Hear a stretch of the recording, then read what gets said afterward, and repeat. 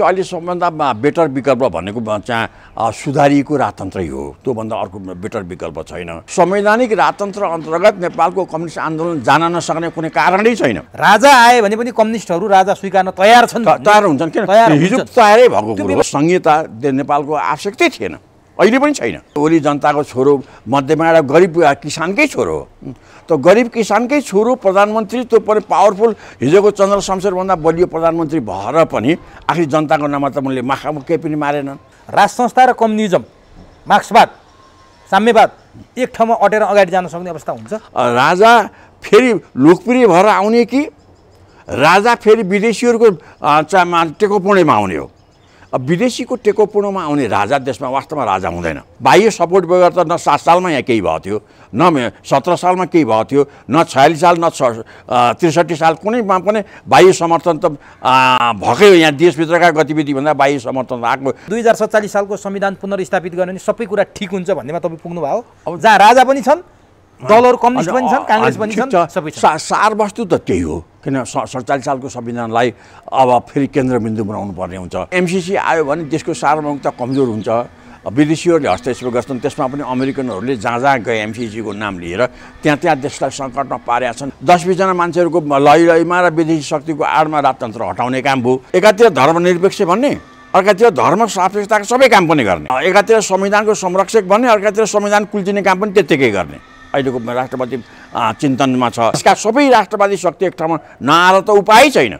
यदि त्यसो नगर्नेमा देशको सार्वभौमिकता बाँच्दैन। अहिले जुन गणतन्त्रका नेताहरूले जुन भूमिका खेले, यो भूमिकाले देश अगाडि जाँदैन। दर्शकवृन्द नमस्कार, सुरु कुरोमा तपाईँलाई हार्दिक स्वागत छ। नेपालको राजनीतिमा अब जुन 62-63 को आन्दोलनपछि जुन परिवर्तन हामीले पायौँ, सङ्घीय लोकतान्त्रिक गणतन्त्र नेपाल, यसको विकल्पमा आवाजहरू बुलन्द बन्दै गएको र आवाजहरू बाक्लो बलियो बन्दै गएको अवस्था देखिएको छ। के साँच्चीकै सङ्घीय लोकतान्त्रिक गणतन्त्रको विकल्पमा जनताले विदाई गरिसकेको राज संस्था फर्किने अवस्था बनेको हो? यो किन पनि अलि बल पुगिरहेको छ भने नेपाली कम्युनिस्ट आन्दोलनमा लामो समयसम्म राजनीति गरेका कम्युनिस्टका शीर्षस्थ नेताहरू नै राज संस्थालाई विकल्प मान्न थालिसकेपछि हो कि क्या हो भन्ने जनतामा एक प्रकारको विषय तरङ्ग भएर पैदा भएको छ।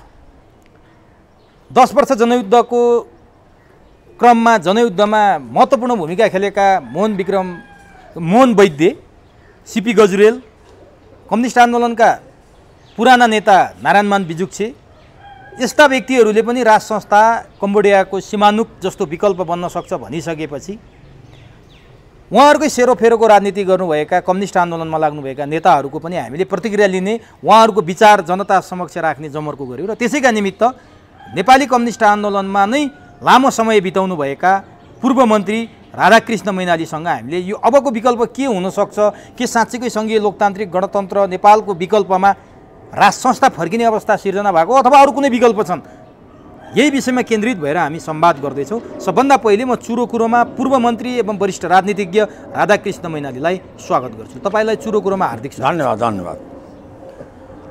14-15 वर्ष भयो नेपालमा यो परिवर्तन आएको, अहिले जुन अद्यावधिक सङ्घीय लोकतान्त्रिक गणतन्त्र नेपाल छ, के साँच्चीकै यसको विकल्पमा अर्को कुनै व्यवस्था, अब राज संस्थाको पनि आवाज उठ्न थालेको छ, यसको विकल्पमा अर्को व्यवस्था ल्याउनु पर्ने र आउने समय भइसकेको हो अथवा बजारको हल्ला मात्रै हो? मैले यहाँबाट सुरु गरेँ। ठिक छ, समसामयिक कुरो उठाउनु भयो। अहिले नेपालको राजनीतिमा छिट्टै नै गणतन्त्र घोषणा भएको 14-15 वर्ष पछाडि नै यसको विकल्पको खोजी हुन लागेको छ। यो विकल्पको खोजी अहिले जसरी हुन लागेको छ त्यो साँच्चैकै त्यसै भइहाल्नुपर्ने अवस्था थिएन। त्यसको कारण एउटा के रह्यो भने गणतन्त्र आइसकेपछि गणतन्त्र सञ्चालन गर्ने नेता भएनन्। मुख्य त कुरो चाहिँ किन गणतन्त्र भनेपछि त्यो एउटा सिद्धान्त भयो, राज्य परिचालन गर्ने जुन पुरानो परम्परा चाहिँ एउटा राजतन्त्रात्मक परम्पराको ठाउँबाट जनताकै छोरो निर्वाचित भएर राष्ट्रपति पनि हुने, प्रधानमन्त्री पनि हुने, अनि उसले राष्ट्रपति समर्पित भएर गणतन्त्रले जनतालाई सुख दुःख, जनताका गरिबी हटाउने काममा लाग्नुपर्ने उसको सिद्धान्त हो। त्यो सिद्धान्तमा गणतन्त्र आएपछि ती नेताहरू त्यस ठाउँमा पुगेनन्। जति आए ती सबैले के सोचे भने आफ्नै मात्रै दोनो सोच्याउने कुरो ठाने अहिले गणतन्त्रकालका नेताहरू चाहे दुई त्यहीँको बहुमतको नजिक आएको वामपन्थी सरकार होस् अथवा त्योभन्दा पहिले नेपाली काङ्ग्रेसको सरकार होस् अथवा अहिले अन्तिममा आएको शेरबहादुरजीको सरकार होस्, सबैको एउटै ढाँचा के छ भने त्यहाँ जाने कमाउने चाहिँ अनि आफ्ना वरिपरिकालाई मोटाउने गतिविधि बनाउने, फेरि चुनावमा जाने, फेरि यसै गर्ने, यस्तै गरी आउने अनि आम जनताको हितमा होइन पार्टी नेता सरकारमा जाने सिँढीलाई बलियो बनाउने भन्दा पत्रका कुराहरू भएनन्। यो नभएपछि आम मानिसले जे सोचेका थिए गणतन्त्र आएपछि अब देशमा खुसियाली आउँछ, देशमा गरिबी हट्छ, देशको स्थायित्व हुन्छ, देशको सार्वभौम सत्ता चाहिँ बलियो भएर जान्छ, आर्थिक अर्थतन्त्र बलियो भएर जान्छ भन्ने जो परिकल्पना थियो र नेताहरूले पनि त्यो कुरो भने पनि थिए बार बार चाहिँ अब देशको शासनकालमा समृद्धिका कथा हाल्ने सबभन्दा बेसी त गणतन्त्रकालमै भयो, त्यसमा पनि वामपन्थी कालमै भयो। किन देशलाई मुखले भन्ने हो भने पुरै सुनौलोमा चाहिँ कचौराको रूपमा चित्रण गर्न कसैले कमी राखेन, तर त्यो ठाउँमा कोही जाँदै गएनन्, गए कहाँ भन्दा आफू मोटाउने काममा गए। अब अहिले त्यति हुँदाहुँदै मैले के देख्न थालेको छु भने अहिले सत्ताका मुख्य चाहिँ शीर्षस्थ अङ्गहरू प्रधानमन्त्री कार्यालय, प्रधानमन्त्री अब उनी संविधान यही अहिले भएको संविधान अनुकूल ऊ आफै नचल्ने, संविधानले निर्दिष्ट गरेको पोलिटिकल आइडियोलोजीको जुन नैतिक मूल्य र मान्यता हो त्यस अनुसार ऊ चल्दै नचल्ने। राष्ट्रपतिलाई पनि त्यसै गरी आफ्नो जे भन्नुपर्ने हो, आफूले जे गर्नुपर्ने हो प्रधानमन्त्री कार्यालयले अथवा प्रधानमन्त्रीले त्यही कुरोमा डोर्याउने हो। राति होस् दिउँसो होस्, समय टाइम पाबन्दी अथवा संविधानको मर्म हित कहाँ छ भन्ने भन्दा पनि मैले के भनेको छु त्यही कुरो गर भन्ने एउटा तानाशाही शैलीले प्रधानमन्त्री अगाडि आए र राष्ट्रपति कार्यालयलाई राष्ट्रपतिलाई पनि त्यसै रूपमा प्रयोग गरे। त्यो त गरेथे अहिले त्यस पछाडि धेरै अचाक्ले भएपछि न्यायालय समेत उर्लिएर सरकार फेरिदियो। सरकार फेरि शेरबहादुरजी आए, शेरबहादुरजीको पनि निकम्मपन करिब पहिलेको भन्दा अलिकति हुन्छ नि स्वरूप र चिन्तन चाहिँ अलिक फरक देखिने काम चाहिँ उही हो। उही काम किन सरकारै नबन्ने, कामै नगर्ने। त्यसमा पनि अहिले जुन एमसिसी आएको छ देशका आम मान्छेको सोचाइ एमसिसीको विरोधमा छ।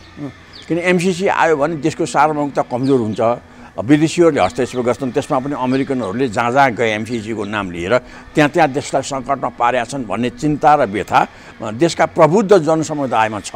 अब अस्ति अमेरिकन टोली आएर यहाँ उपाध्यक्षको टोलीले नेताहरूलाई भेट्दाखेरि नै मान्छेको जर्मनाहट जसरी उठाएको थियो त्यतिखेर बेसी एमसिसी पास गर्न जुन कोसिस गरिएको थियो त्यो डराएर सत्ता ब्याक हुने स्थिति आएर अहिले हामीले एमसिसी बारेमा कुनै तत्कालै केही निर्णय गर्नेवाला छैनौँ भन्नेसम्म पुग्नु पऱ्यो।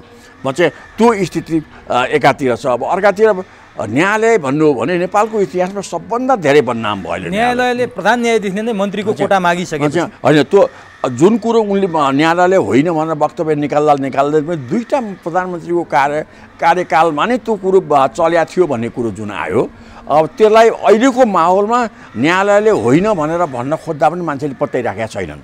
चाहिँ हुन त न्यायालयमा आज फुल बैठक बसेर त्यसको छलफल हुँदैछ अरे भन्थे, यसै विषयमा हो कि अर्को विषयमा हो। चाहिँ त्यसले पनि न्यायालय चाहिँ बदनाम भयो र चाहिँ यता नेकपा एमाले ओली पक्षले न्यायालयलाई जुन आरोप लगाउन खोजेको थियो त्यो आरोपमा चाहिँ होइन एउटा बाध्यताले संविधान बचाएका हुँ भन्ने न्यायालयको जुन स्वर थियो त्यो पनि अलिक कमजोर भयो यसले। अब ओलीले उठाएको कुरामा बल पुग्यो भन्दैछु। चाहिँ अब अहिले त्यतिबाट विवादमा कहाँ आयो भने अब पार्लियामेन्ट पनि विवादमा आयो। जुनसुकै रूपले पनि पार्लियामेन्टले एउटा सिस्टममा जाने कुरो भएन। भला त्यसलाई नाफा नोक्सान कहाँ के भयो तर त्यसले गर्दाखेरि अब पार्लियामेन्टलाई नै चल्न नदिने गरी प्रतिपक्ष अगाडि आएछ। यो पनि एउटा सङ्कट भयो। अब त्यो यी सबै प्रमुख चाहिँ निकायहरू एकैचोटि निकममा भएर अगाडि आएछन्, यो संविधानको विपरीतमा अगाडि आएछन् भने अब आम जनतामा त्यसले के निराशा भन्नुहोस् अथवा के एउटा नयाँपन के लाग्छ भने अब यो सत्ताको विकल्प नखोजिकन यो सत्ता टिक्दैन भन्न थाल्यो। अब विकल्पमा मान्छेले धेरै कुरो गर्न लागेका छन्। अब कसैले मैले भने के पनि सुने भने धेरै दिमाग खटाएर अब कम्बोडियाको कुरो लाओसका कुराहरू लिएर आएर त्यस्तो राजतन्त्र पनि हुन्छ, सामन्तवाद उल्टाउने राजतन्त्र पनि हुन्छ भनेर थ्योराइज गर्ने नेताहरू पनि देखिए। र त्योभन्दा मैले के देख्छु भने यहाँ नेपालको कम्युनिस्ट आन्दोलन भनेको त संसदीय आन्दोलन हो। यो कुनै कम्युनिस्ट पार्टीले लडेर एकदलीय शासन लिएर आउने चीन रुसको भियतनामको पहिलेको कम्युनिस्टको स्टाइलको कम्युनिस्ट आन्दोलन त यहाँको होइन। कम्युनिस्ट पार्टी पनि अरू पार्टी जस्तै बलियो भएर चुनावमा जाने हो भन्दाखेरि त्यो चुनावमा जाने कम्युनिस्ट पार्टीले त यो ६३ पहिलेको यहाँको संसदीय व्यवस्थामा त भाग लिएकै थियो। त्यतिखेर पनि त वामपन्थीको सरकार गएकै थियो। त्यतिखेर संवैधानिक राजतन्त्र देशमा छँदै थियो भने चाहिँ संवैधानिक राजतन्त्र अन्तर्गत नेपालको कम्युनिस्ट आन्दोलन जान नसक्ने कुनै कारणै छैन। चाहिँ यस्तो सजिलै हामीले हिजो भोगेका छौँ। मनमोहनजीको नेतृत्वको सरकार राजतन्त्रको मातहतमै थियो।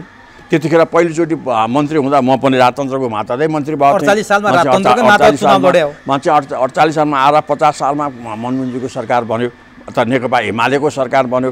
त्यो नेकपाका एमालेको सरकार नै राजतन्त्र अन्तर्गतको संसदीय सरकार थियो।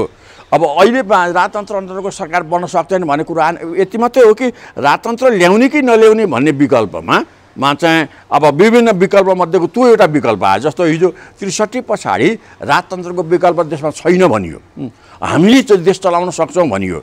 यसो हेर्दा सैद्धान्तिक रूपले परम्परागत शक्तिभन्दा जनताले चुनेको शक्तिले नै देश चलाउँछु भन्नु नराम्रो कुरो नि राम्रै कुरो थियो। धेरै मान्छेले त्यसलाई सपोर्ट पनि गरे। राजाका केही राम्रा केही नराम्रा कुराहरू आफ्नो ठाउँमा हुँदै पनि राजा बच्चाले राम्रो कुरो के गर्यो भने शान्तिपूर्ण रूपले सत्ता छोडेर राजा अब चाहिँ नागार्जुनमा गएर देशको गतिविधि हेरेर बसे। त्यो एउटा राजतन्त्रको पछिल्लो तहमा पनि भएको नराम्रो मध्येको राम्रो घटना थियो। त्यो जुन घटनाले राजा देशभित्रै बसे शान्तिपूर्ण रूपान्तरणलाई अहिले पनि हेरेर बसिहाल्छ। यो कार्यक्रममा यो प्रश्न तपाईँलाई सोध्न किन पनि महत्त्वपूर्ण र उपयुक्त हुन्छ भने राज संस्थाको अन्तिमतिर तपाईँ मन्त्री पनि हुनुहुन्थ्यो।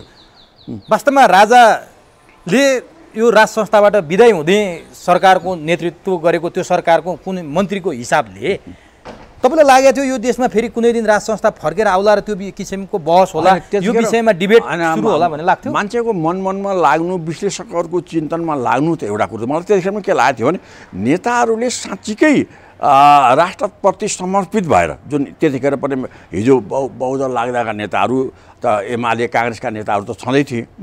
अब उनीहरूले बार हामी अब सुध्रिन्छौँ, गणतन्त्र ल्याएपछि हामी सुध्रिन्छौँ पनि भन्दै आएको थिए। अब उनीहरूको भनाइलाई विश्वास गर्ने हो भने देश अब नयाँ मोडमा जान्छ भन्ने कुरो एउटा थियो भने एकातिर यिनीहरू सुध्रिँदैनन्, यी 2-4 वर्षमा यी पग्नु हुन्छन् भन्ने धार पनि एउटा प्रबल रूपले त्यहाँ बसिराखेकै थियो। मलाई लाग्छ राजाको मनमा पनि त ठिकै छ नि त छोडिदिउँ, कहिलेदेखि के हुँदो रहेछ, साँच्चै नै देश राम्ररी चलायो भने म डाँडामै बसेर हेरौँला भन्ने राजाको मन पक्कै पनि थियो। किन नभए राजा हिजोको सांसौगातमा बसेको राजा आफूसँग भएको झोली झम्टा बोकेर बाहिर पनि जान सक्थ्यो नि। बाहिर यो यहाँको कसर नसुइकन बस्न सक्ने अवस्था पनि थियो। किन त्यसमा बाहिर जानै दिन्नौ त कसैले पनि भनेको थिएन।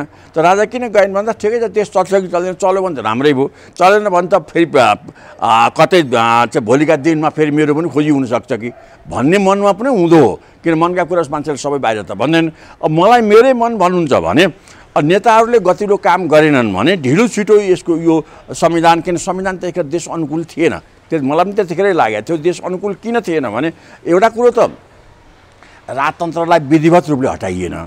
किन लामो समयबाट आएको राजतन्त्र आम जनतामा लिएर गएर राजतन्त्र कि गणतन्त्र भन्ने जनमत गराएर अगाडि गएको भए मान्छेको एउटा कन्सेप्ट क्लियर हुन्थ्यो कि त्यतिखेर राजतन्त्र नमान्ने शक्ति जति थियो चाहिँ त्यो ठुलो हुन्थ्यो। किन त्यतिखेर माहौलमा राजतन्त्र मान्ने शक्ति पक्कै पनि ठुलो हुँदैन थियो। नमान्नेकै बाहुल्यता आउँथ्यो, त्यसले वैधानिकता पाउँथ्यो, एउटा कमिटमेन्ट हुन्थ्यो पिपुलमा। हामीले गणतन्त्र ल्याउन कमिटमेन्ट गऱ्यौँ, भोट हाल्यौँ भन्ने आम साइकोलोजी त बढ्थ्यो। त्यो त उनीहरूले गरेनन्। अब 10-20 जना मान्छेहरूको लैमा र विदेशी शक्तिको आडमा राजतन्त्र हटाउने काम भयो। अब हटाएर यता लिएर आएपछि मलाई लागे जस्तै यी नेताहरूको मन बुद्धि सुध्रियो, राष्ट्रपति समर्पित हुन्छन् कि भन्ने सानो आशा त थियो।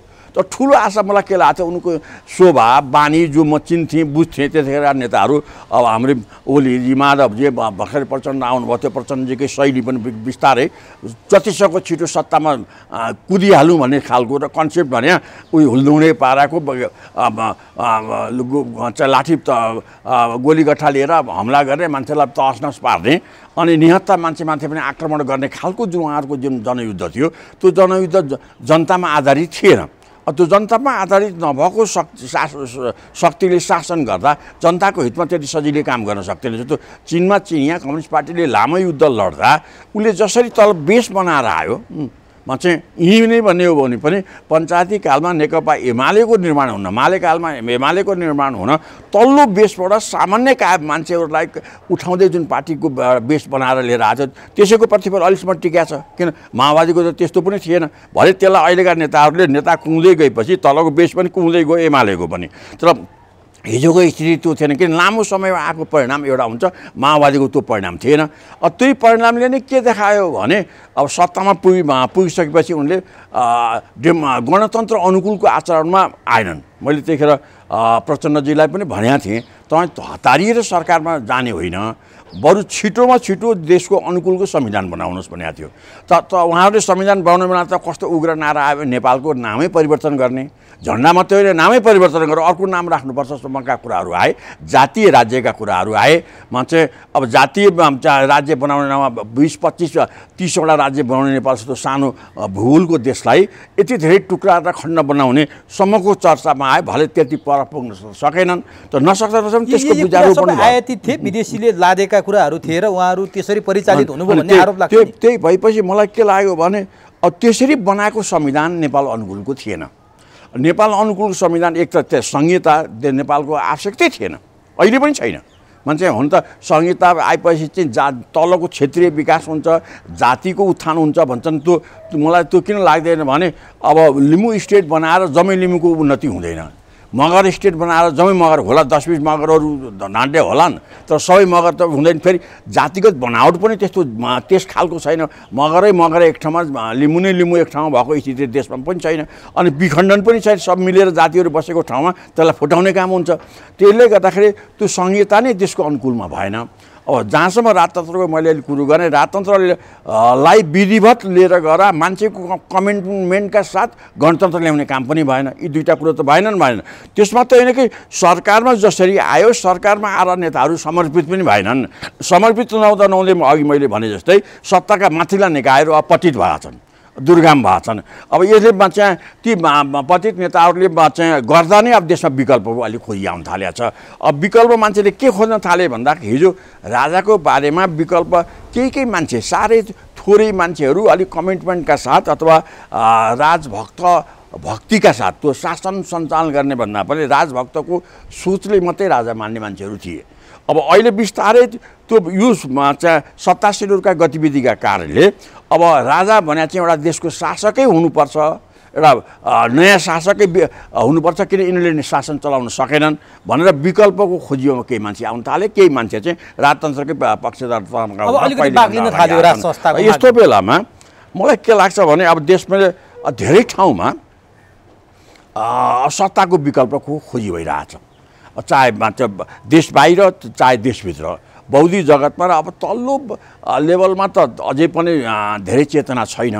तैपनि यो सरकारको ले काम गरेन भन्ने कुरोमा, जस्तो ओलीले जतिसुकै ओली सरकारले हिजो राम्रो काम गरे भने पनि ओली सरकार जाँदा देशमा ओली सरकार चाहिन्छ भनेर काहीँ आवाज त आएन। साँच्चीकै पपुलर सरकार भएको भए त 10-20 ठाउँमा त जुलुस ओली सरकार जिन्दाबाद भनेर आउनु पर्थ्यो नि, आएन नि। भन्छ त्यो नआएकोबाट तल जति राम्रो काम भने पनि ओलीको पनि प्रभाव तल छैन। अब अहिलेको नेपाली काङ्ग्रेसको सरकार त झनै छैन, उसले एक त गर्ने भ्याएको पनि छैन, गर्ने लक्षण पनि उसले देखाएको छैन। त यस्तो बेलामा देशमा अब कसरी विकल्प गर्ने भन्दा अब कसैले वामपन्थी नेताहरू नै अब राजतन्त्र नै कम्युनिस्ट आइडियोलोजी भित्र पनि पर्छ भन्ने टाइपले पनि कुरो गर्न लागेको छ। अब त्यहाँ जानुभन्दा अगाडि मैले तपाईँले एउटा प्रश्न सोधेँ है, गणतन्त्र ल्यायौँ, संहिता ल्यायौँ, धर्मनिरपेक्षता ल्यायौँ, उन्नत भनेर ल्यायौँ, राज संस्थालाई एउटा परिवर्तन विरोधी शक्ति, प्रतिगामी शक्ति, परम्परागत शक्तिको रूपमा चिन्यौँ। अब यो गणतन्त्र, धर्मनिरपेक्षता र संघीयता फेल भइसकेपछि यसको विकल्पमा राज संस्था मात्रै हो कि योभन्दा अरू सुधारेर आउने अवस्था हुँदैन कि राज संस्था हिजोकै राज संस्था फर्काएर ल्याउनु पर्ने हुन्छ? यहाँ हुन थाल्यो क्या डिबेट। त्यसमा मलाई के लाग्छ भने अहिले पनि विकल्पको रूपमा देशमा करिब 3-4वटा विकल्प छन्। म चाहिँ अब कुन विकल्प कसरी प्रयोग गर्ने भन्ने कुरोमा मान्छेको स्वरूप चिन्तन राष्ट्रिय अन्तर्राष्ट्रिय परिस्थिति कसरी जान्छ भन्ने कुरो के मान्छेले अहिले एकदम नजिकको एउटा विकल्प के देखाएको छ भने अब राष्ट्रपतीय शासन पद्धतिमा जानुपर्छ भन्ने एउटा कुरा आएको छ चाहिँ राष्ट्रपतीय पद्धतिमा जाने राष्ट्रपतीय शासन होइन राष्ट्रपतीय पद्धतिमा एक गणतन्त्र पनि हुन्छ गणतन्त्रभित्रको राष्ट्रपतीय पद्धति अथवा राष्ट्रपति प्रमुख हुने अनि प्रधानमन्त्री नहुने अनि कार्यकारी राष्ट्रपति नै भइसकेपछि अनि पार्लियामेन्टमा का सांसदहरू अथवा गैर सांसदहरूको सरकार बनाउने अनि पार्लियामेन्टलाई चाहिँ नीतिगत रूपले नीति निर्धारण गर्ने मात्रै थलोको रूपमा पार्लियामेन्टलाई लाने भन्ने टाइपबाट राष्ट्रपतीय पद्धतिको एउटा विकल्प अगाडि आछ। अब यो पनि यसो हेर्दाखेरि गणतन्त्र आउँदाखेरि प्रधानमन्त्री पद्धतिमा संसदीय पद्धतिमा गणतन्त्र आएर पनि हिजो विकास गर्छ भनेर धेरै मान्छेहरूले जे ठानिया थियो अब अहिले त्यो कुरो भएन। अब राष्ट्रपतीय पद्धतिमा जाँदा पनि त्यसको एउटा सबभन्दा ठुलो कमजोरी के देखिन्छ भने एउटा सामान्य अथवा नन पोलिटिकल मान्छे राष्ट्रपति हुँदैन। छुट्टोमा भन्ने हो भने यिनै पार्टीमध्येको कुनै मूर्धन्य नेता प्रभावशाली नेता अथवा प्रचण्ड अथवा माधव अथवा ओली अथवा शेरबहादुर अथवा रामचन्द्र यिनै मध्येमा कोही राष्ट्रपति हुने हो। किन त्यो राष्ट्रपति भएर आएपछि त उसको पनि काम के हो भन्दा आफ्नै विगतलाई सम्झेर आफ्नै विगतका मान्छेहरूलाई हालिमुहालीमा लिएर गएर त्यो 5 वर्ष उसैले ढालिमली गर्ने हो। किन देशका राम्रा मान्छेलाई नियुक्ति गर्ने राम्रो काम गर्ने जनतामा समर्पित हुने अनि भ्रष्टाचार नियन्त्रण गर्ने हिजो कहाँ भ्रष्टाचार त्यसको खोजी गर्ने अब भ्रष्टाचार ओलीले भने चाहिँ मुखले मात्रै होइन कामले नै भ्रष्टाचार नियन्त्रण गर्ने कुरोमा लाग्ने त्यो राष्ट्रपति पद्धति हुन्छ कि हुँदैन।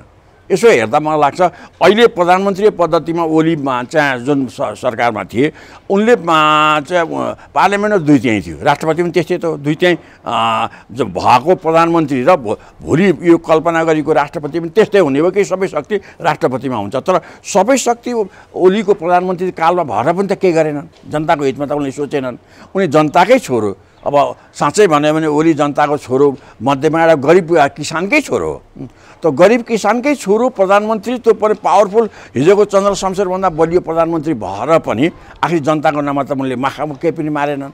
गरे के भन्दाखेरि सम्पत्ति कमाउने कुरोदेखि लिएर पार्टीमा हैकम बनाउन आफ्ना प्रतिस्पर्धी जस्ता देखिएका साथीहरूसँग सहकार्य गर्ने भन्दा पनि तिनीलाई लखेटेर आफू एक्लै उभिने कुरोमा उनी पुगे र अन्त्यमा गएर अदालतले उनलाई लखेट्ने स्थितिमा आयो भनेपछि अब भोलि राष्ट्रपति शासन पनि त्योभन्दा फरक आउला र अहिलेसम्म नेपाली कल्चरलाई हेर्दा त्यो राष्ट्रपति शासन पनि हिजो ओलीको शासनभन्दा पनि अझ गैतल रूपमा अब एकदलीयमा चाहिँ अहम चाहिँ हुने म चाहिँ चुनिएर आएको हुँ अब मलाई 5 वर्ष कसैले हटाउन सक्दैन भन्ने दम्म चाहिँ हुने तर जनताको हितमा त्यो हटाउन सक्दैन भन्ने कुरो चाहिँ जनताको हितमा भइदिएदेखि त ठिकै हुन्थ्यो। जनताको जीवन सुधार गर्न लागेदेखि त ठिकै हुन्थ्यो होइन आफू चाहिँ फेरि पनि कमाउन लाग्यो भने फ्री ब्रह्मलुटका दिन आउँछन्। त्यो पनि विकल्प त्यति सशक्त विकल्प हो भनेर मान्छेले ठानिराखेका छैन तर एउटा विकल्प हो। दोस्रो विकल्प मान्छेले के ठान्छन् भने यो भएन यी सारा भ्रष्टहरूलाई समातेर च्यापच्यापी जेलमा हाल्ने चाहिँ सैनिक शासन भनेर मान्छेले त्यो पनि कल्पना गर्न थालेका छन्। अब त्यो पनि यसो हेर्दाखेरि च्याप्पा एकदम ठाडो रिसका हिसाबले सोच्ने हो भने त कुरो ठिकै च्याप जति भ्रष्ट छन् अहिलेका 200-400 नेताहरू र कर्मचारीका 200-400 मान्छेहरू 500-700 मान्छेहरूले जो धनाढ्य बनेका छन् यी सबैलाई च्यापच्यापी सोचेर कारवाही गर्ने हो भने त देश त उज्यालो भइहाल्थ्यो नि भन्ने एउटा तातो रिस त त्यहाँ हो। त त्यसपछि सेनाका गतिविधि भने पनि के त्यो छलफलमा त जाने होइन जर्नलले जे भनौँ त्यही कुरो हुने हो। अब जर्नल एउटा जर्नल कति पोलिटिकल हुने हो जनताको हितमा ऊ कति लाग्ने हो कि ऊ पनि अब विभिन्न देशमा जस्तो अहिले अफगानिस्तानमा जुन प्रो अमेरिकन सरकार थियो प्रो अमेरिकन सरकारले सेनाको सङ्ख्या नै 1,70,000 कति थियो अरे त रियलमा सेना 70,000 पनि थिएन अरे जम्मै सेनाको नाम लेख्दै पैसा जर्नलहरूले खाँदै गर्दा त्यो दुर्गति भयो कि अमेरिकन सेना हिँडेको 1 हप्ता पनि सरकार टिकेन मान्छे त्यो जम्मै करप्सनको खेल थियो। जस्तै अन्त पनि सेनाका सरकारहरू जहाँ पनि करप्सनमा डुबेका छन् चाहे बङ्गलादेशमा भन्नुहोस् चाहे यता पाकिस्तानमा भन्नुहोस् सैनिक सरकारहरू चाहिँ चाहे थाइल्यान्डमा भन्नुहोस् सैनिक सरकारहरू जहाँ आयो त्यहाँ करप्सन भएको छ त्यसले सुव्यवस्था दिन सकेको छैन। अहिले बर्माकै त्यसको पनि अहिलेको उदाहरण छ। त्यस कारण यसको बारेमा पनि मान्छेको तातो रिस गर्ने मान्छेहरूको अलि आकर्षण छ। त दूरगामी रूपले सैनिक शासनले देशको हित गर्छ देशलाई सुव्यवस्थित बनाउँछ आम जनताको हित गर्छ भन्ने कुरो चाहिँ मान्छेले मानिराखेका छैनन्।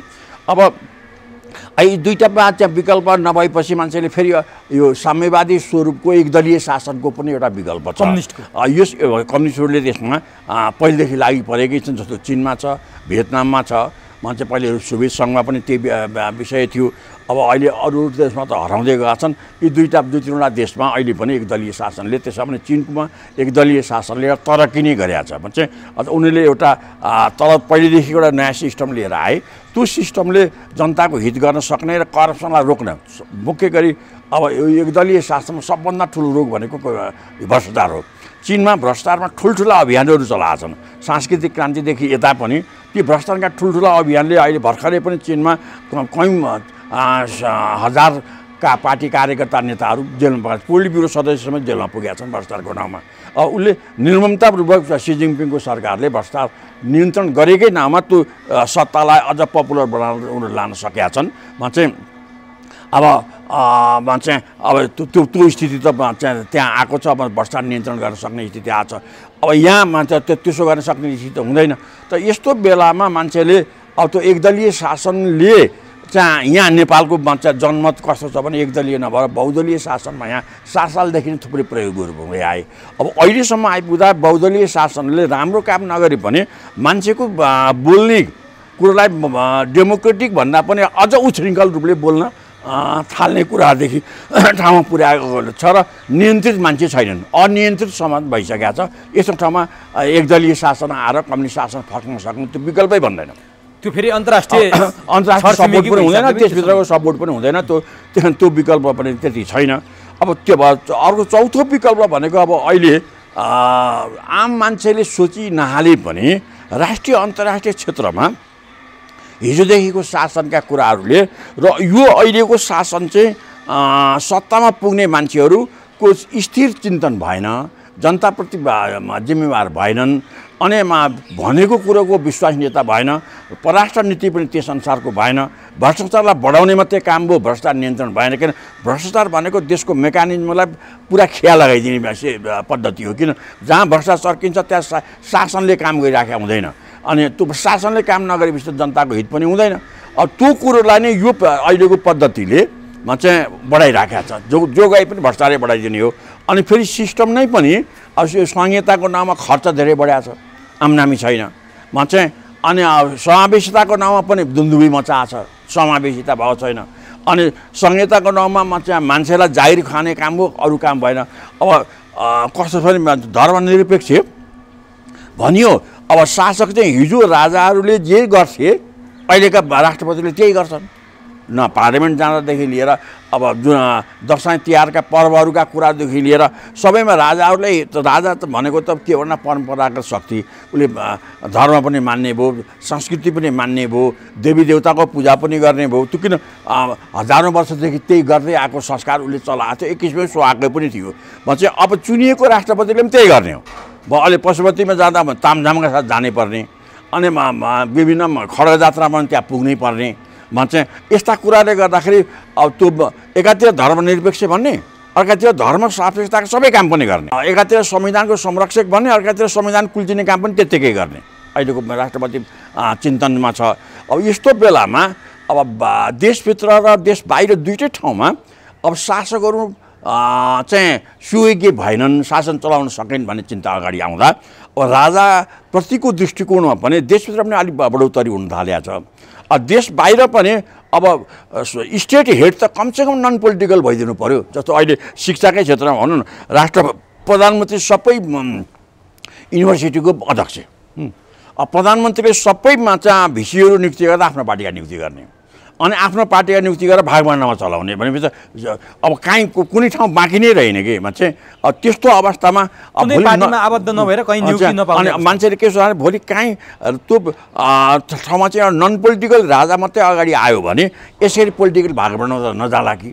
यो मनोविज्ञान तयार भयो, यो मनोविज्ञान अगाडि तयार भएको छ। अब यसमा सैद्धान्तिक रूपले वामपन्थीहरूले यसमा के गर्लान् भन्ने जुन विषय छ, यहीँ आउँदैछु। यतिका भूमिका बाँधिसकेपछि तपाईँ पनि हिजोको 46 सालको आन्दोलनमा नेतृत्व गरेको मान्छे, नेकपा एमालेको प्रभावशाली नेता भएर बसेको मान्छे, 48 सालमा मन्त्री हुनुभयो, त्यसपछि पनि मन्त्री हुनुभयो, अन्तिममा राजाको पनि मन्त्री भएर तपाईँ त्यहाँबाट अहिले चाहिँ यो अवस्थामा हुनुहुन्छ। तपाईँको कनमा वामपन्थी रगत नै बगिरहेछ। अब वामपन्थी नेताहरूले नै अब मान्छेको, नेपालीहरूको मनोविज्ञानमा कस्तो प्रभाव छ भने कम्युनिस्ट भनेको यस्तो तत्त्व हो, यस्तो शक्ति हो जसले राजा मान्दैन, कम्युनिस्ट भनेको गणतन्त्र र साम्यवादको कुरा गर्छ, जहाँ राजा अड्दैनन् भनेर त्यो फिलोसफी सिकाइएको छ। अब कम्युनिस्टकै नेताहरू त्यहीमा दीक्षित भएका, मैले अघि पनि नाम ल्याएँ, मोहन वैद्यले त प्रष्ट भनिदिनु भयो सिमानुक, नारायणमान विजुक्षको लाइन पनि त्यस्तै छ, सिपी गजुरेल सिपी मैनाली तपाईँकै सहोदर भाइ पनि त्यही लाइनमै बोलिरहनु भएको छ। अब भनिदिनुहोस् त, यस्तो कम्युनिस्टको आइडियोलोजी पढेर आएका मान्छेहरू राज संस्थाको कुरा गर्न थाल्नुभयो। राज संस्था र कम्युनिजम, मार्क्सवाद, साम्यवाद एक ठाउँमा अटेर अगाडि जान सक्ने अवस्था हुन्छ? यो कस्तो नेपालमा कम्युनिजमको पृष्ठभूमि अलिक फरक रह्यो क्या।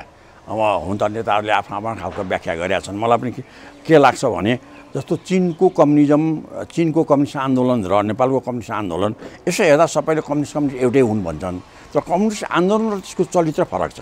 यहाँको कम्युनिस्ट आन्दोलन जस्तो हामीले झापामा जुन सशस्त्र विद्रोह गऱ्यौँ र एकदलीय शासन नै सुरु गर्न भनेर हामी हिम्मत गरेर हिँड्यौँ।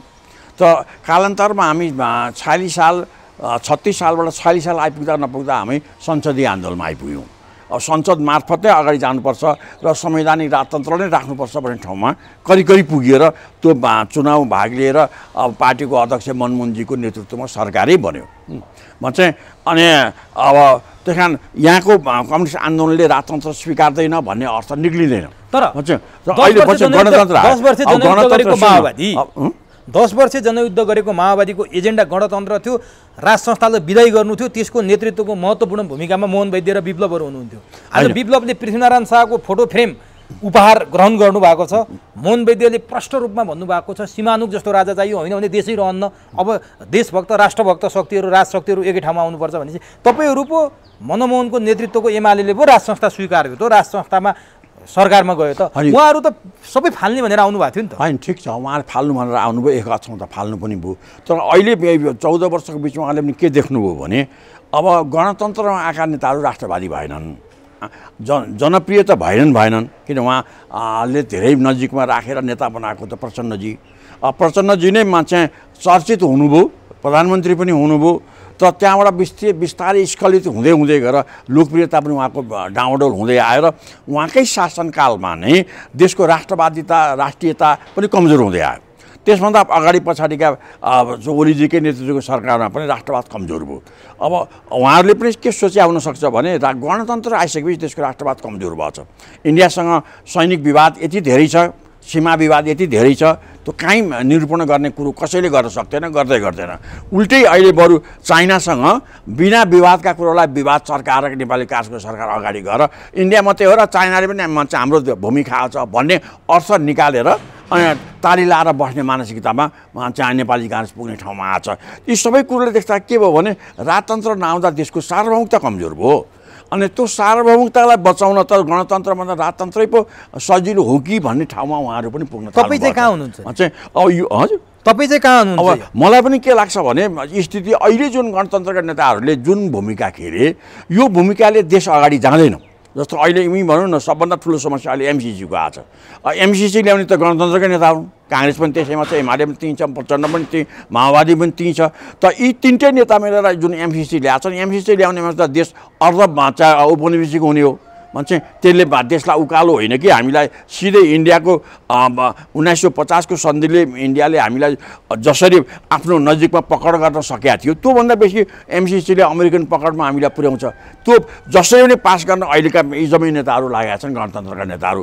अब त्यहाँदेखि लिएर चाहिँ नागरिकताका कुरादेखि लिएर सारा कुरोमा अब भनिन्छ कि जति पनि पुराना नेताहरूका इन्डियन भूतपूर्व राजदूत भएका इन्डियन नेताहरू त्यो कुरा तपाईले ल्याइहाल्नुभयो। रञ्जित रेले एउटा किताब सार्वजनिक गरे अस्ति, काठमाडौँ डिले भन्ने। त्यो किताबमा उनले प्रष्ट लेखेका छन् कि नेपालको आइजिपी बनाउन तत्कालीन गृहमन्त्री विमलेन्द्र निधिले राय माग्न भारतीय राजदूतसँग लैनचौर पुगे। नारायण काजी श्रेष्ठले राजदूत भएपछि पटक पटक गोप्यमा भेटौँ भने नेपालका आइजिपी बन्ने लाइनमा रहेका प्रहरीका 4 जना डिआइजीले रञ्जित रेललाई भेटे भनेपछि कहाँ छौ त हामी? होइन, त्यो इन्डियातिर यसरी आफ्नो प्रशासन चलाउने कुरोमा पनि भारतीय हस्तक्षेपलाई बोलाउने र निम्त्याउने काम यिनै नेताहरूले गरे। त्यो हिजो पञ्चायत कालमा भन्दा पनि धेरै तल गयो भन्छ। त्यो यी सबै कुरो देखेर चाहिँ अब यी नेताहरूले देशलाई बचाउन नसक्ने भए हामी भुटान हुने हुँ, सिक्किम हुने भन्ने चिन्ता मान्छेलाई बढ्न लाग्यो। र म आफैलाई पनि के लागेको छ, नेताहरू साँच्चीकै देशभक्त भइदिएर अगाडि गएकोबाट जनताको हितमा गरे भए यो विकल्पको कुरै आउँदैन थियो।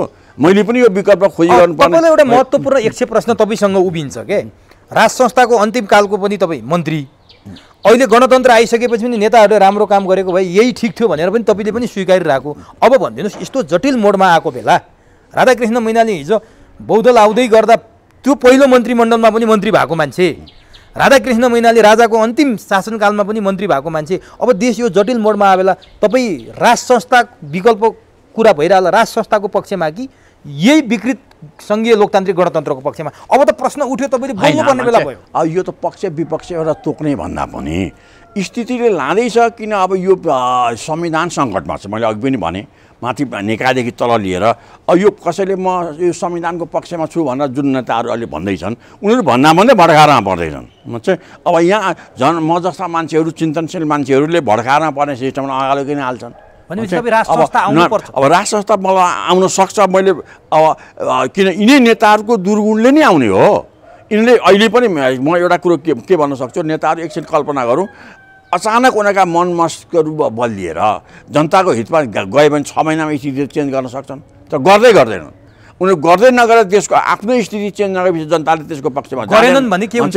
अब अहिले बिस्तारै माहौल के छ भने म अलिकति समस्या के देखिरहेको छु भने धेरै नेपालीहरू अहिले पनि राजतन्त्र भनेपछि यो 17 सालमा को राजालाई सम्झिन्छन्।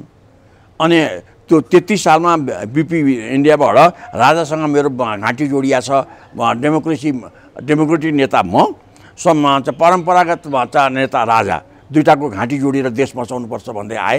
लगेर दरबारले राजतन्त्र लगेर उसलाई जेलमा हालिदिएर त्यो जेलमै उनी करिब सिद्धिए। म चाहिँ अब अहिले 60 सालमा पनि माओवादी द्वन्द्व चर्क्यो। अब माओवादी द्वन्द्वमा राजाले शासन लिइसकेपछि अब कि त राजाले शासन नलिएर दलकै नेताहरूलाई शासन दिएर माओवादी द्वन्द्वको अन्त्य गरेर भन्नु पर्थ्यो। त्यो भने भए एउटा कुरा 2 वर्षको समय मागेको थियो नि। अनि अब आफैले शासक भएर बसिसकेपछि त माओवादीसँग वार्ता गर्नुभन्दा अर्को उपाय त थिएन राजाको। किन आफू शासक भएपछि अब शासक भएरै सिद्ध्याउन गाह्रो हुन्छ, किन सिद्ध्याएपछि त हत्या हुन्छ, ब्लड सेड हुन्छ।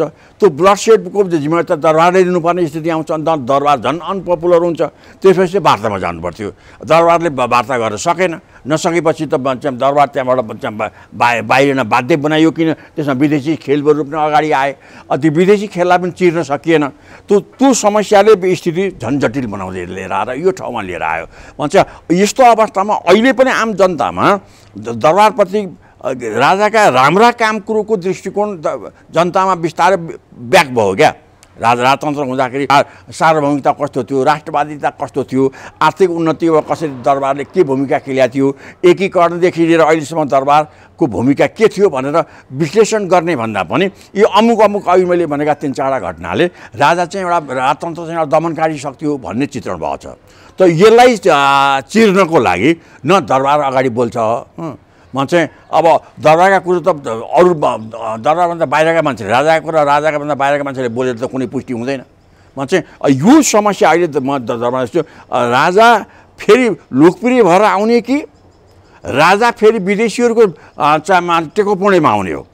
अब विदेशीको टेकोपुणेमा आउने राजा देशमा वास्तवमा राजा हुँदैन। जसको टेकोपुणो जस्तो गणतन्त्र भनौँ न, गणतन्त्र अर्काको टेकोपुणोमा आइए गति हो। दरबारको पनि त टेकोपुणोमा आयो भने त त्यही गति हुन्छ नि त। तर तपाईँले भने जस्तो जनताको बलबाट आउनलाई राजाले के गर्नु पर्यो? सडकमा आउनु पर्यो? अथवा राजा सडकमा आउने होइन, राजाले आफूप्रतिको दृष्टिकोण म भोलि कसरी जान्छु भन्ने कुरो भन्नु पर्यो। कसरी, कहाँबाट भन्ने? म चाहिँ होइन, फोरमबाट भन्ने। फोरम नै चाहिँदैन नि। अब यो अहिलेको मिडियामा म चाहिँ आफ्ना कमिटमेन्टहरू भन्दै जाने भने जस्तो अहिले पनि त राजाका विभिन्न कमिटमेन्ट त आइराखेकै छन् नि। मान्छेले राजा हिजो के भन्थे अहिले के भन्छन् भनेको भने जति कुरा त मान्छेले बुझ्दै आएछन्। म चाहिँ त्यसै गरी म चाहिँ अब हिजोको राजतन्त्रका के कमीहरू थिए, अबको राजतन्त्रले चाहिँ अब डेमोक्रेसीसँगै हिँड्छ भन्ने सन्देश नदिने हो भने आम जनताले राजालाई चाहिँ नयाँ रूपले कसरी बुझ्छन्? भनेपछि तपाईँले केही शर्तहरू राख्नुभयो राजासँग? डेमोक्रेसीसँग शर्त भन्दा पनि राजाप्रतिको दृष्टिकोण जनताकोले के लिने? राजाले बोलिदिनु पर्यो। राजाले बोल्नु पर्यो म 17 सालकै राजा हुन्छु भन्ने हो कि म चाहिँ अब अथवा मलाई मन नपर्ने जसलाई जेलमै हाल्छु भन्ने 33 सालकै राजा हुन्छु भन्ने हो? 46 सालको राजा हुने हो कि? म चाहिँ अथवा चाहिँ 46 सालको राजा हुन्छु भन्ने हो कि? अब यहाँ अहिले स्वर के पनि आएको छ, 46 सालको संविधान चाहिन्छ, 47 सालको संविधान चाहिन्छ भनेर आम जनता भन्ने। राजाले चाहिँ 46 सालकै संविधान खोज्या हो कि होइन? रोज्या हो कि प्रष्ट राजा हुनु पर्यो र त्यहाँ पनि त किन राजनीति भने त लेनदेनको कुरो हो किन हिजोको अमुक राजा राजतन्त्र जस्तो भएर त अहिले त भएन म चाहिँ उनको कमिटमेन्ट र राजाको कमिटमेन्टप्रति आम जनताको सहमति पनि चाहियो नि यदि देशभित्रै हुने हो भने। तपाईँले अघि प्रश्न उक्ति त दिइसक्नु भएको छ तर मैले अझै ठ्याक्कै त्यसलाई के जान्न खोजेँ भने मान्छेहरूलाई अहिले पनि हुन्छ कि राजा र कम्युनिस्ट खोलाका दुई किनारा हुन् भन्ने हुन्छ तर तपाईँले भनिसक्नुभयो नेपालमा संवैधानिक राजतन्त्र हुँदा कम्युनिस्ट सरकारको अभ्यास भइसकेको छ राजा आए भने पनि कम्युनिस्टहरू राजा स्वीकार्न तयार छन् तयार हुन्छन् किन हिजो तयारै भएको त्यो व्यवस्था के भन्ने अब प्रचण्डहरूकै कुरो भने अब अहिले वैद्यहरूले जे रियलाइज गरे किन गणतन्त्र आएर देशको सार्वभौमिकता बलियो भएन त्यो त रियलाइज गरे नि अब प्रचण्ड आफैलाई पनि अलिक छटपट्टि आएको छ प्रचण्डले नि अब राजतन्त्र भन्नुपर्ने दिन आउँछ होइन अब भन्छन् कि भन्दै उनको कुरो त भन्नुपर्ने स्थिति त आएको छ किन अझ स्थितिले चेप्दै ल्याएपछि अझ भन्छन् कतिपय कुराहरू त अवस्थाले पनि मान्छेलाई भन्न बाध्य बनाउँछ मान्छे अब हिजो प्रचण्डमा चाहिँ खुला भएर आउँदाको प्रचण्ड र अहिलेकै प्रचण्डमा कति अन्तर छ उहाँको बानी बेहोरा स्वभावमा पनि अन्तर आएको छ अब कति कुरोमा भित्रभित्र पश्चाताप पनि लाग्यो होला अहिले कहाँ आत्महत्या गरौँ जस्तो लाग्यो भने प्रचण्डका अभिव्यक्ति छन् नि एकातिर वैद्यले राज संस्थाको वकालत गर्ने विप्लवले पृथ्वीनारायण शाहको फोटो फ्रेम ग्रहण गर्ने प्रचण्डले आत्महत्याका कुरा ल्याउने यो यसको के हो तादम्यता भन्छ अहिले त्यो छटपट्टि हो किन हिजो गरेका कुरोहरू लागू गर्न सकेनन् हिजो उनले जे भने त्यो ठिक उल्टो स्थिति आयो अब बिस्तारै मैले त के छु 46 सालमा जनआन्दोलन भएर राजासँग जुन कमिटमेन्ट भएको थियो किन कमिटमेन्ट भनेको त्यो संविधान हो 47 सालको संविधान 47 सालको संविधान भनेको राजा र जनता हिँड्ने नै भने हो त्यस पछाडि दरबारले पनि ठाउँ ठाउँमा चाहिँ अलिकति त्यो लिख छोड्ने काम दरबारतिरबाट पनि भयो जनतातिर पनि भयो त्यो सकिने हो भने त्यही कुरा ठिक त्यो स्थितिमा चाहिँ आम पोलिटिकल पार्टीहरू पनि त्यसलाई रिथिङ गर्नुपर्ने दरबारले पनि आफ्ना कमीहरू रिथिङ गर्नुपर्ने किन 46 सालमा भएको सहमतिलाई तोड्ने काम त त्योभन्दा पछाडि भयो नि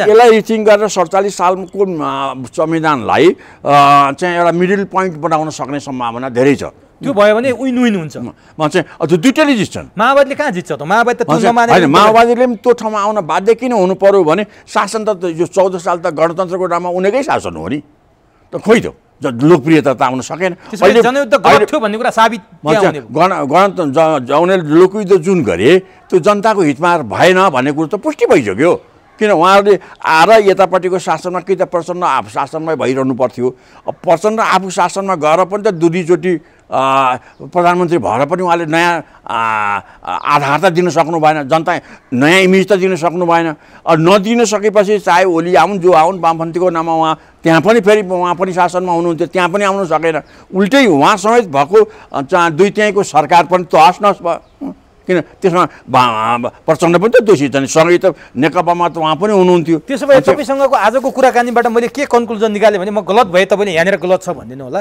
अहिले जे कुराको अप्ठ्यारो देखिएको छ जहाँनिर गाँठो परेको छ चाहे त्यो परम्परागत शक्ति राजालाई बायस गरेर अगाडि जाँदा होस् चाहे दलहरूले विदेशी टेकोमा ल्याएको गणतन्त्रको कारण गणतन्त्र फस्टाउन नसकेको यो सबैको कारण गलत छ यो सच्चिने हो भने 2047 सालको संविधान पुनर्स्थापित गर्ने सबै कुरा ठिक हुन्छ भन्नेमा तपाईँ पुग्नुभयो अब जहाँ राजा पनि छन् दलहरू कम्युनिस्ट पनि छन् काङ्ग्रेस पनि छन् सबै सारवस्तु त त्यही हो किन 47 सालको संविधानलाई अब फेरि केन्द्रबिन्दु बनाउनु पर्ने हुन्छ अब त्यसलाई एकदम हुन्छ नि 100% त्यो भन्नुभन्दा पनि कन्सेप्ट भनेको राजालाई पनि अब देशको स्टेट हेड बनाउनु पर्ने स्थिति फेरि आछ छोटोमा भन्ने हो भने संवैधानिक राजा अनि त्यो राजा आएर फेरि यो देशको करप्सनलाई त्यो त्यसभन्दा पछाडि आएर पनि यो देशको अहिलेको जुन विकृति छ विकृति भन्ने यहाँ भ्रष्टाचार छ उग्र राजनीतिक हस्तक्षेप छ जहीँ पनि कुशासन छ यसलाई नियन्त्रण गर्ने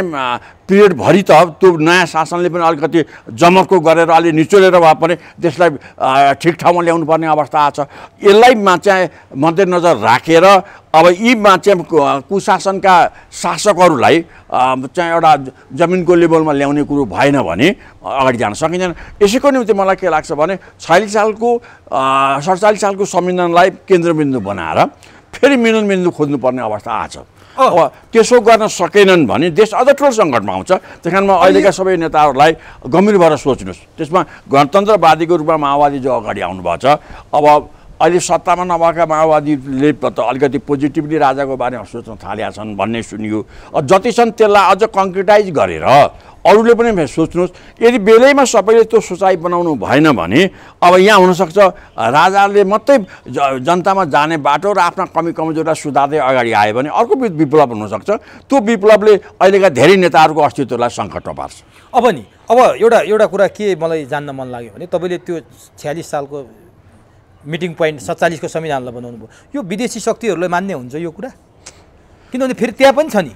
अनि मलाई त्यहाँ लाग्छ विदेशी शक्तिहरू त मलाई अहिले लाग्छ अब चीन र इन्डियाको एउटा मैले पहिले पनि तपाईँसँग कि अर्को मिडियासँग भनेको थिएँ 2+1 को एउटा नीति बनाएको छ नेपालपट्टि। 2+1 भनेको दुईवटा देशको सहमतिले नेपालप्रतिको दृष्टिकोण बनाउने भन्ने हो। सी जिनपिङ र मोदीजीको त्यस बारेमा एउटा ब्रोडर अन्डरस्ट्यान्डिङ भयो जस्तो मलाई लाग्छ। त्यसमा अलिकति अब दुइटैले के देखे भन्दा यहाँ नेपालको अहिलेको यो संविधानले इन्डियाको पनि हित गरेन चाहिँ, किन यहाँ पश्चिमाहरूलाई धेरै चलखेल गर्ने ठाउँ दियो। अनि यहाँ नेपालको संहिताले इन्डियामा पनि उनको राम्रो बनाएन, यहाँको संहिताले इन्डियामा पनि नेगेटिभ असर गर्ने भयो।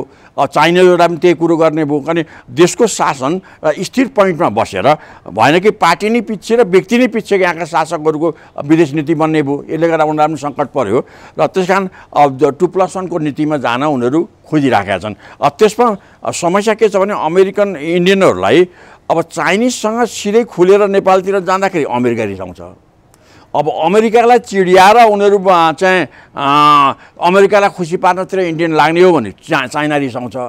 चाहिँ अब चाइनालाई चाहिँ रिसाएर एसियन शक्ति एक हुने कुरो पनि फेरि बाधक बन्छ। अब अमेरिकनलाई के छ भने चाइनिजसँग इन्डिया मिल्यो भने उसको अमेरिकनको स्ट्राटेजी भनेको एन्टी चाइनिज गतिविधि गर्ने स्ट्राटेजी हो, त्यो कमजोर हुन्छ।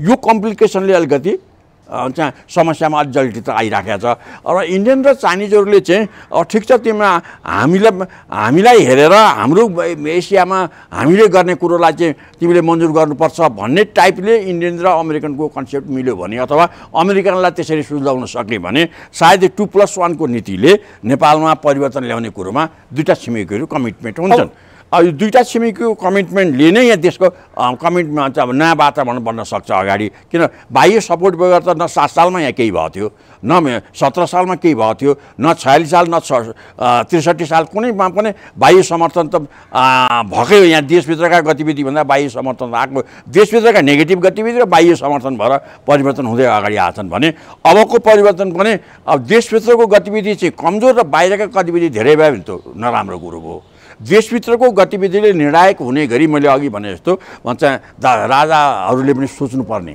हिजोका राजाहरूले राजतन्त्रले पनि सोच्नुपर्ने अवस्था छ। त्यसो भयो भने देशभित्रको माहौलमा बाहिरको सपोर्ट आयो भने त्यो चिरस्थायी हुन्छ।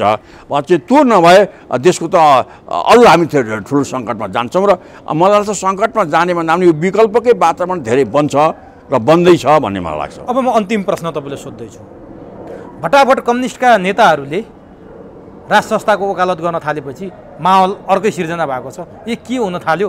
कम्युनिस्टहरूले पनि राजा खोज्न थाले भनेपछि तपाईँ पनि कम्युनिस्टकै ब्याकग्राउन्डको मान्छे हुन त तपाईँ राज संस्थामा राजाको कालमा मन्त्री भयो हुनाले अलि त्यति कम्युनिस्टको रूपमा तपाईँले सायद हेर्दैनन् होला, जनताले अलिकति राजासँग पनि नजिकै ठान्छन् होला। तर तपाईँ कम्युनिस्ट ब्याकग्राउन्डबाट आएको कम्युनिस्टकै नेताहरूले भटाभट राज संस्था राजा बिना देशै रहन्न भन्न थालिसकेपछि हिजो एउटा आरोप लाग्थ्यो कम्युनिस्टका नेताहरूलाई, दरबारले पालेको, दरबारले हुर्काएको, काङ्ग्रेसलाई काउन्टर दिनलाई दरबारले जन्माएका हो कम्युनिस्टका नेतालाई भन्ने आरोप लाग्थ्यो। के हो कि क्या हो भन्ने पो हुन थाल्यो। कम्युनिस्टका नेताले किन भटाभट राजाको वकालत गर्न थाले भने जब काङ्ग्रेस बोलेकै छैन? होइन, काङ्ग्रेसले बोल्नै परेन, ऊ स्वतसिद्ध त्यही ठाउँमा पुग्छ। किन अब अहिले पछिल्लोचोटि नेपालमा चाहिँ पहिलोचोटि के देखा पर्यो भने यहाँ राजतन्त्रलाई हटाउने कुरोमा नेपालमा नै सबभन्दा पहिले कम्युनिस्टहरू आए। चाहिँ यो एउटा चाहिँ अनौठो चक्र हो। किन अरू ठाउँमा के भने पुँजीवादी आन्दोलनले राजतन्त्र हटायो अनि पछि पुँजीवादीलाई हटाएर साम्यवादीहरू आए। नेपालमा चाहिँ के भने यहाँ पुँजीवादी शासन भन्दा सामन्तवादी शासन राजाकै शासन थियो। राजालाई नै पुँजीवादी सामन्तवादीको पुँजीवादी भने पनि सामन्तवादी भने राजाकै शासनलाई अब निर्णायक चाहिँ कम्युनिस्टहरू नै भएर हटाउनु पर्ने अवस्था आयो। तर हटाएर पनि उनले धान्न सकेनन्। धान्न नसकेपछि राष्ट्र त बचाउनु पर्यो। त्यो राष्ट्र बचाउनु पर्यो भन्ने नाउँमा हिजो किन उनले गणतन्त्र ल्याएको थिए भने हामी अझ योभन्दा उन्नत रूपले राष्ट्रलाई अगाडि लान सक्छौँ भन्ने गोलमटोल चिन्तन त त्यही थियो, सकिएन। चाहिँ जो नेताहरू छन् उनले देशलाई अझ उन्नत रूपमा उठाउन, अझ राष्ट्रवादी बनाउन, अझ सार्वभौमिकतालाई अझ बलियो बनाउन, जनताको गरिबीलाई हटाउने जुन अभियान थियो त्यसमा असफल भएपछि अब फेरि देश बचाउने काममा चाहिँ त्यत्रो ठुलो शक्ति, देशमा अहिले वामपन्थी शक्ति ठुलो शक्ति छ, त्यो शक्तिले फेरि नसोच्ने हो भने देश त सङ्कटमा जान्छ। त्यस कारण मलाई लाग्छ कि त्यो दिशातिर अझ राष्ट्रवादी भएर हिजो जे विकल्प लिएर आयो त्यसले त्यो विकल्प राम्रो भएन। फेरि देश बचाउने विकल्प खोज्नु भनेर वामपन्थी लागे भने त्यो त राम्रै कुरो हो। देश बचाउने विकल्प भयो भने मात्रै देश बचाउने विकल्प भनेकै कम्युनिस्ट र राजाहरू एक ठाउँमा आउने हो होइन। सिद्धान्तले देश बच्दैन के, देश बच्ने भनेको व्यवहारले हो। चाहिँ सिद्धान्त गणतन्त्र ल्याउने भन्ने अनि काम चाहिँ गणतन्त्र टेकाउने खालको नगर्ने हो भने त त्यसले देशलाई त भड्कारमा पार्यो र पार्छ पनि। अब होइन त्यसो नगरेर सिद्धान्त चाहिँ आफ्नो ठाउँमा छ, सिद्धान्तलाई पनि चाहिँ व्यवहारमा लिएर जाँदा राष्ट्र बलियो कसरी हुन्छ त्यसबारेमा सोच्नु पऱ्यो। अब अहिले गणतन्त्र ल्याएर बलियो हुन्छ भन्ने नाउँमा चाहिँ जतिसुकै अहिले सैद्धान्तिक व्याख्या गरेर सामन्तवाद गलत हो, साँच्चैकै विश्वभरिमा सामन्तवाद गलतै हो, तर त्यो सामन्तवाद गलत हो भने त्योभन्दा राम्रो आउनु पऱ्यो नि, राम्रो टिकाउनु पऱ्यो नि। अब अहिले राजतन्त्रै आउँदा पनि हिजोको जस्तो राजतन्त्रबाट आउन सक्दैन। चाहिँ संवैधानिक धारामा आएर एउटा सिम्बोलिक रूपमा राजा अथवा अझ डेमोक्रेटिक कल्चरको राजा हुनुपर्ने बाध्यता छ। किन अब हिजोको चाहिँ राणा शासनको जस्तो शासन अथवा पञ्चायती शासन जस्तो राजा अब आयो भने पनि हुँदैन। किन त्यस ठाउँमा देश बलियो बनाउन सानो शक्ति भएको हुनाले दुईवटा छिमेकीहरूको विशाल रणभूमि र त्यसमा पनि अमेरिकन शक्तिको एउटा खेल मैदान बन्न सक्ने सम्भावनामा नेपाल पुगेको हुनाले यसलाई बचाउन देशका सबै राष्ट्रवादी शक्ति एक ठाउँमा नआएर त उपाय छैन। यदि त्यसो नगर्नेमा देशको सार्वभौमिकता बाँच्दैन। राजा राज संस्था दरबारले कम्युनिस्ट पालेको भन्ने आरोप चाहिँ सत्य हो? होइन, त्यो 1% पनि होइन। चाहिँ किन देशका आफ्नो उपजमा देशका कम्युनिस्टहरू आफ्नो किसिमले अगाडि आए। अब काङ्ग्रेसहरू पनि आफ्नो पृष्ठभूमिले अगाडि आए, किन काङ्ग्रेस भनेको डेमोक्रेटिक सिद्धान्त, बुर्जुवा सिद्धान्त भनेको स्वाभाविक रूपमा चाहिँ आफसे आफ उत्पादन हुँदै सामन्तवादी उत्पादनबाट पुँजीवादी उत्पादनमा जाँदा चाहिँ त्यो पुँजीवादी पार्टीको स्वरूप त स्वाभाविक आएकै हो।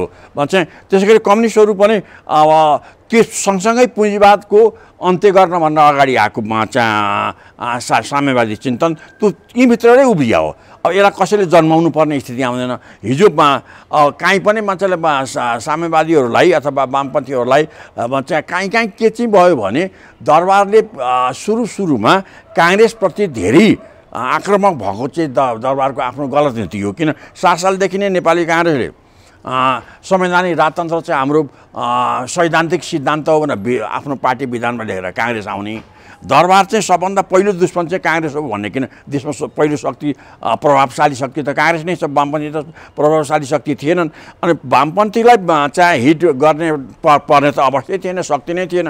काङ्ग्रेसप्रति दरबारले धेरै हिट गर्यो, जुन चाहिँ दरबारले आफ्नो हित नबुझ्या हो। दरबारले आफ्नो हित बुझ्नको लागि त काङ्ग्रेससँगै दरबारको हित जोडिया थियो। किन बिपीले दरबारसँग मेरो घाँटी जोडिया छ भने सैद्धान्तिक रूपले भने त्यो कुरो ठिकै थियो। किन त्यसो गरेर राजा पनि रहन्थ्यो, काङ्ग्रेस पनि रहन्थ्यो, पुँजीवाद पनि रहन्थ्यो, देशको सार्वभौमिकता पनि अगाडि रहन्थ्यो। दरबारले त्यही कुरो नबुझ्दाखेरि अहिले गन्जागोलो अगाडि आयो। किन जतिसुकै भने पनि कम्युनिस्टले ल्याए भने जे भने पनि दरबारले चाहिँ आफ्नो पोजिसनलाई कसरी स्थिर बनाउन सकिन्छ र देशलाई कति बलियो बनाउन सकिन्छ भन्ने कुरो दरबारले नबुझ्या हो। चाहिँ त्यो नबुझेकै कारणले त्यसमा बाह्य शक्तिले खेलेर गणतन्त्र देशमा ल्यायो। नमान्दै गणतन्त्र ल्याएपछि राजतन्त्रले गर्ने राष्ट्रवादी काम त गणतन्त्रले गर्न सकेन।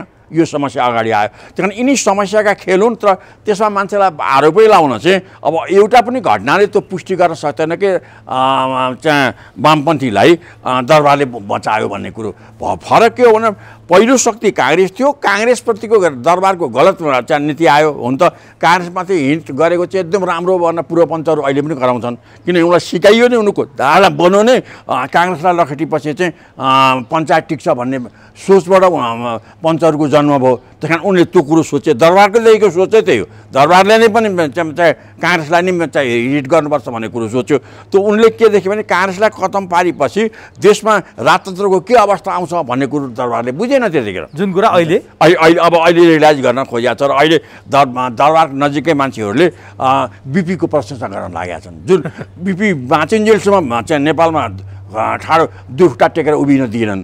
अब अब अहिले बिपीमा चाहिँ कुरो ठिक थियो, बिपी पद ठिक थियो भनेर कमल थापा समेत कराउन थालेका छन्। किन त्यो धेरै पछि रियलाइज भयो, पहिले नै रियलाइज गरेर यो कुरा आउँदैन थियो। अब अन्तिममा यो विकल्प खोजिरहेका जनतालाई तपाईँ पनि एउटा जिम्मेवार शक्ति, जिम्मेवार व्यक्ति, राज संस्थाको अन्तिम हुँदासम्म मन्त्री भएको मैले पटक पटक भनेको छु, के भन्न चाहनुहुन्छ हाम्रो कार्यक्रम मार्फत? अहिले विकल्प खोजिरहेछन् नि। होइन, मैले यो विकल्पमा मैले देख्छु अहिले सबभन्दा बेटर विकल्प भनेको चाहिँ सुधारिएको राजतन्त्रै हो। त्योभन्दा अर्को बेटर विकल्प छैन। देश जो त्यही कारण त्यो विकल्पको बारेमा अथवा त्योभन्दा पनि बेटर छ भने त्यो पनि छलफलमा ल्याउनुहोस्। चाहिँ योभन्दा राजतन्त्रभन्दा पनि बेटर विकल्प यो छ भनेर आम मान्छेले सोचिदियो भने त राम्रै कुरो। तर यो यथास्थितिमा यो सरकार र यो सिस्टम र यो संविधान चाहिँ चल्दैन। अब किन नचल्ने ठाउँमा त उहाँहरूले आफैले पुर्याउनु भयो, यो कसैले पुर्याएको होइन। गणतन्त्र ल्याउने शक्तिले नै गणतन्त्र र यो संविधानलाई सङ्कटमा पार्या हुन्। त्यस कारण मलाई लाग्छ कि अब अहिले धेरै सजिलो गरी मान्छेले सोच्ने अबको विकल्प भनेको केही भाषामा 47 सालको संविधान अथवा अर्को भाषामा संवैधानिक राजतन्त्र हो भन्न मान्छेले लागेका छन्। त्यो सजिलो पनि भएछ कि त यसलाई समर्थन गर्नुहोस्, अब होइन भने अर्को विकल्प के हो त्यो दिनुहोस्। त्यसबारेमा छलफल गर्नुहोस् र तपाईँ आफूहरूले अब देशलाई बचाउनको लागि अर्को शक्तिलाई ठाउँ छोडिदिनुहोस्। हस्, समय दिनुभयो, अत्यन्त महत्त्वपूर्ण भनाइ राखिदिनु। पछिल्लो समयमा तपाईँहरू जस्तै मान्छेहरूको यो राज संस्था संवैधानिक राजतन्त्र प्रति चाहिँ जुन भनाइहरू आएको छ यसले पनि एउटा माहौल सिर्जना गरेको छ। छिट्टै देशमा कुनै न कुनै परिवर्तन होस्। शुभकामना। धन्यवाद। मेरो पनि केही आग्रह राख्ने मौका दिनुभयो। म चाहिँ तपाईँ र तपाईँको परिवारलाई धन्यवाद दिन चाहन्छु।